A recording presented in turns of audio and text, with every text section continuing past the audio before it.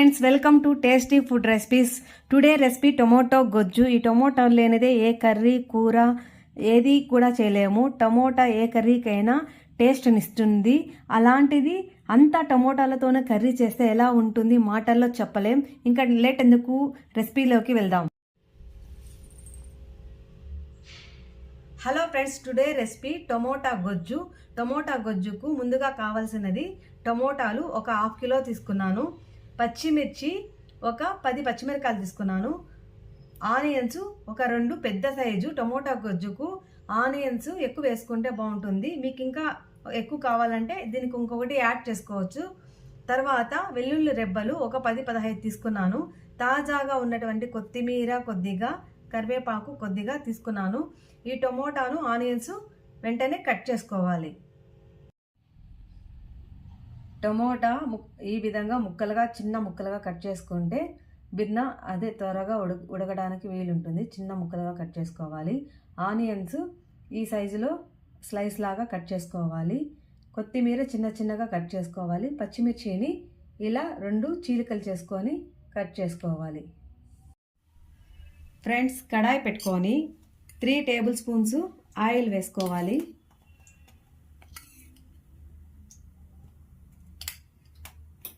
కొద్దిగా ఆయిల్ వేడయ్యాక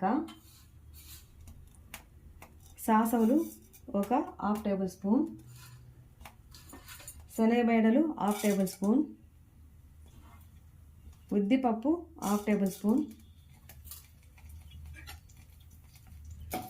వేసుకొని ఇలా ఎరుపు రంగు వచ్చే వరకు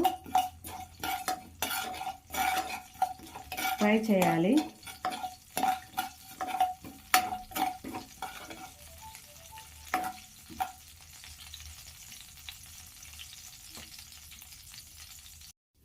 ఇలా ఎరుపు రంగు వచ్చిన తర్వాత ముందుగా కట్ చేసుకున్నటువంటి ఆనియన్ మొదట వేసుకొని కొద్దిసేపు ఫ్రై చేసుకోవాలి.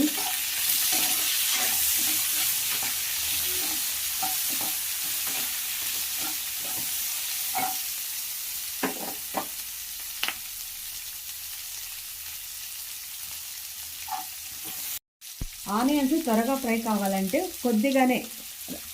కొద్దిగా నున్నుప్పు వేసుకోవాలి.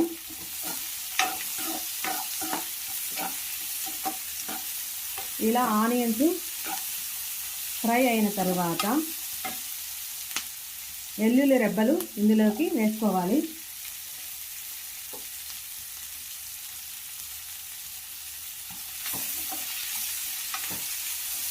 ఇలా ఫ్రై చేయాలి.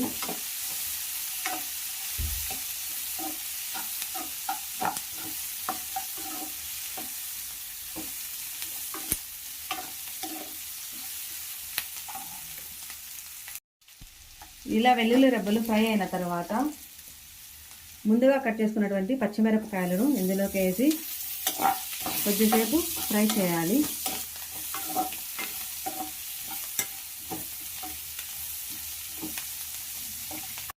ఇప్పుడు టమోటాలు వేసుకోవాలి.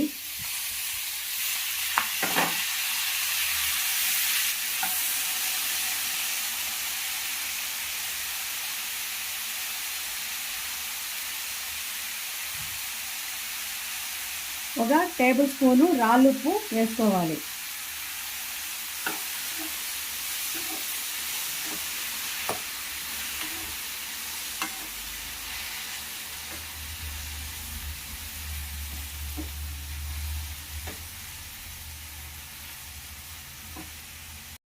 ఇలా ఒక 10 నిమిషాలు మగ్గించుకోవాలి. ఇది తొందరగా మగ్గాలంటే దీనిపైన లిడ్ పెట్టుకోవాలి. లిడ్ పెట్టుకున్నామంటే త్వరగా ఉడుకుతుంది. 10 నిమిషాల తర్వాత లిడ్ ఓపెన్ చేస్తే టమోటా గొజ్జు చూడండి ఫ్రెండ్స్, ఇలా అంతా దగ్గరికి రావాలి అంటే చిక్కగా ఉడికించుకోవాలి. దీంట్లోకి ఒక డ్రాప్ కూడా నీళ్ళు అనేది పోసుకోకూడదు. నీళ్ళు పోసుకోకుండా ఈ ఆయిల్లోనే ఉడికితే టమోటా గొజ్జు చాలా చాలా టేస్టీగా ఉంటుంది. ఇలా ఆయిల్ అంతా పైకి వచ్చినప్పుడు మనకు కరెక్ట్గా ఉడికిందని తెలుస్తుంది. ముందుగా కడుక్కున్నటువంటి కరివేపాకును, కట్ చేసుకున్నటువంటి కొత్తిమీరను చల్లుకొని ఇలా కొద్దిసేపు ఒక 5 నిమిషాల పాటు ఉడికించుకోవాలి. చూడండి ఎంత కలర్ఫుల్గా ఉందో కదా టమోటా గొజ్జు. అసలు ఇది ఉడుకుతుంటేనే నాకు ఇప్పుడే వేడి అన్నంలో తినేయాలనిపిస్తుంది.